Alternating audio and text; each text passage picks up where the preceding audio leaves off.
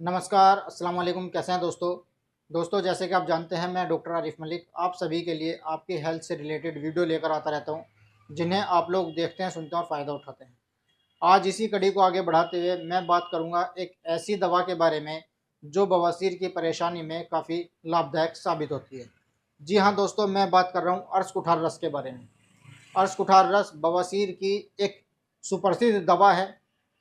आज की इस वीडियो में आप जानेंगे कि ये किस तरीके से काम करती है, इसमें क्या क्या इंग्रेडिएंट्स हैं और इसको कितनी लेनी चाहिए, किस किस बीमारी में, किस किस परेशानी में ये इस्तेमाल की जाती है। आगे बढ़ने से पहले दोस्तों, अगर आपने अभी तक हमारे चैनल को सब्सक्राइब नहीं किया तो चैनल को सब्सक्राइब कर लें, साथ में बेल आइकन का बटन अवश्य दबाएं, जिससे आपको इस तरीके की वीडियो समय समय पर देखने के लिए मिलती रहे। तो चलिए दोस्तों, बिना किसी देरी के वीडियो को शुरू करते हैं।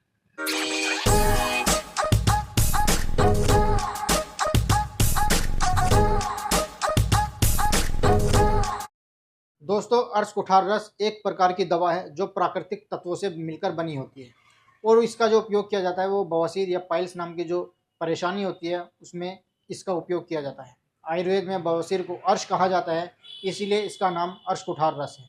ये एक बेहद ही लोकप्रिय दवा है जो बवासीर की जो परेशानी होती है उसको कम करने में मदद करती है।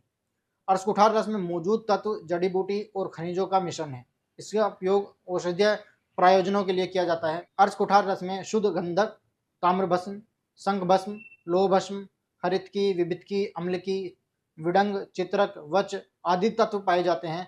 इन तत्वों में ऐसे गुण मौजूद होते हैं जो बवासीर के कारण हो रही सूजन, दर्द और बेचैनी को कम करते हैं और उसमें आपकी मदद करते हैं। अर्श कुठार रस आमतौर पर गोली या चूर्ण के रूप में इसको लिया जाता है। इसे आप किसी योग्य आयुर्वेदिक चिकित्सक के मार्गदर्शन में ले सकते हैं। अगर आप उनके मार्गदर्शन में लें तो वो आपके लिए सबसे अच्छा है। अब बात कर लेते हैं कि अर्श कुठार रस की खुराक कितनी होनी चाहिए। दोस्तों, आपको कितनी मात्रा में दवा लेनी चाहिए, इसका इस्तेमाल कैसे करना चाहिए, ये आपकी स्थिति की गंभीरता और आपके आयुर्वेदिक चिकित्सा की सलाह पर निर्भर करता है। आमतौर पर 1 या 2 गोली या फिर 1 से 2 ग्राम चूर्ण दिन में 2 बार लेने की सलाह दी जाती है, लेकिन बेहतर तो ये है कि आप अपने नज़दीकी आयुर्वेदिक चिकित्सक के निर्देशानुसार इसका इस्तेमाल करें। दोस्तों, अब बात कर लेते हैं कि अर्श कुठार रस का जो इस्तेमाल है वो किन किन बीमारियों में, किन किन परेशानियों में किया जाता है। जैसे कि मैंने आपको बताया, अर्श कुठार रस का जो इस्तेमाल किया जाता है वो मुख्य रूप से बवासीर की परेशानी में किया जाता है, लेकिन और भी काफ़ी बीमारियां हैं जिनमें उनका इस्तेमाल किया जाता है। तो यहाँ सबसे पहले जान लेते हैं कि अर्श कुठार रस का इस्तेमाल किन किन बीमारियों में किया जाता है। सबसे पहले नंबर पर, जैसे मैंने आपको बताया, बवासीर। अर्श कुठार रस मुख्य रूप से बवासीर के उपचार के लिए इसका इस्तेमाल किया जाता है। मलाशय क्षेत्र की जो रक्त वाहिकाएँ होती हैं उनमें सूजन आ जाना या फिर बवासीर से जुड़े दर्द, खुजली और सूजन को कम करने में इसका इस्तेमाल किया जाता है। एक परेशानी होती है खूनी अर्श, जिसमें आपको खून निकलता है। जब आप मल त्याग करते हैं तो मल त्याग करते समय आपको खून आता है। ये उस परेशानी में भी आपके लिए काफ़ी लाभकारी साबित होती है। जहाँ आपको मल त्याग करने के दौरान खून निकलता है तो ये उस खून को रोकती है, उस खून को नियंत्रित करने में आपकी मदद करती है। रक्त स्राव विकार, इसका उपयोग अन्य रक्त स्राव विकार जैसे कि आपको एपिस्टेक्सिस हो जाता है यानी कि नाक से खून आ जाता है, मेनोरेजिया यानी कि अत्यधिक मासिक धर्म हो जाता है, या फिर मरसूडों में खून आने के उपचार में भी इसका इस्तेमाल किया जाता है। परदर, आपने सुना होगा, श्वेत परदर जो होता है यानी कि ल्यूकोरिया। अर्श कुठार रस का जो इस्तेमाल है वो ल्यूकेरिया में भी किया जाता है। असामान्य योनि स्राव वाली जो स्थिति होती है उसमें भी इसका इस्तेमाल किया जाता है। गृहिणी रोग में इसका इस्तेमाल किया जाता है, उसके प्रबंधन में इसका इस्तेमाल किया जाता है। ये एक ऐसी स्थिति है जो पाचन तंत्र और पोषक तत्वों के अवशोषण को प्रभावित करती है, इसलिए यहाँ पर इसका जो प्रयोग है वो किया जाता है।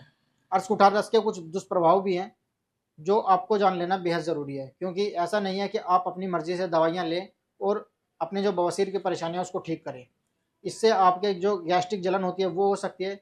आपके गैस्ट्रिक जलन की वजह से आपके पेट में बेचैनी, मितली या फिर उल्टी जैसे लक्षण हो सकते हैं।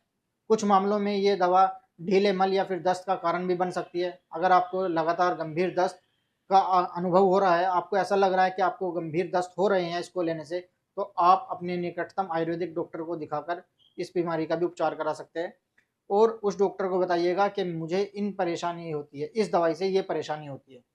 कुछ एलर्जी होती है कि इसके दुष्प्रभाव से आपको एलर्जी हो सकती है।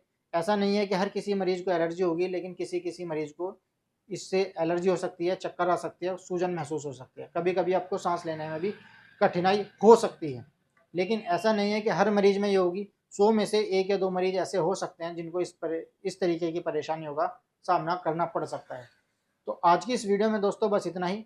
मुझे उम्मीद है कि मेरे द्वारा दी गई जानकारी आपको बेहद पसंद आई होगी। अगर आपको मेरे द्वारा दी गई जानकारी पसंद आई है तो हमारी इस वीडियो को लाइक, शेयर और चैनल को सब्सक्राइब अवश्य करें, जिससे आप इस तरीके की वीडियो समय समय पर देखने के लिए मिलते रहे और अपनी जो बीमारी है, अपनी जो परेशानी है, उनसे निजात पा सके। मिलते हैं अगली वीडियो में, तब तक के लिए खुदा हाफिज़।